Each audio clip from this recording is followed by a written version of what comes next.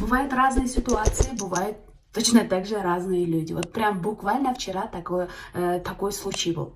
Человек спрашивает о курсах информацию, что за курсы, сколько стоит. Я отправляю информацию, и человек говорит, жөн эле айтып койсоң болбойбу? Эмне мен ушунун баарын окуп чыгышым керек пе? Теперь, во-первых, когда человек говорит, курс канча, у нас есть курстың төрт түрі бар. Мини-группа, индивидуальный, VIP и разговорный клуб. И когда человек говорит, курс канча десе, я же точно не знаю, кайсыл бери. Я говорю, у нас есть 4 вида. Вот ознакомьтесь и өзүңөргө ыңгайлуусын тандагыла. И человек мне ушун баарын окуп чыгышым керек пе? Я вам скажу, если человеку лень, вот допустим, да, вот бир эле бет, информация негизи бир эле бет ал жерде. Вы не подумайте, что 20 бет турган китепти жиберип ошону таанып чык. Нет, бир эле бет турат ал информация. Одна страничка.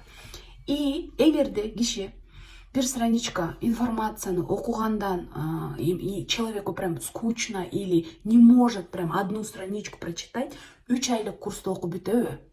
3 айлык курстун ичинде 140-160 задания бар. Аткара алабы? Тексттерди анализ кылуу бар. Аткара алабы ал киши? Нет. Это сөздүктөрдү жаттоо бар. Нет. Жаңы маштар жаттоо, стихотворение окуу, фильмди анализ кылуу бар. Ошонун баарын жасай алабы? Конечно же, нет.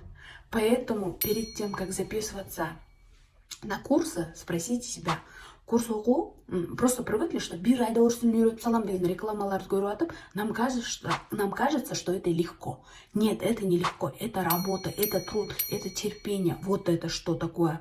Изучать новый язык. Вот это, все это входит. Если бы это было так легко, тилди билүү ошол рекламадагыдай бир айда үйрөнө тургандай, если бы было бы легко, я бы знала, наверное, 12 языков. Это не так все просто. Я вот сейчас изучаю английский и до сих пор мучаюсь и путаюсь. Изучение языка — это не так просто. Интересно, но не просто.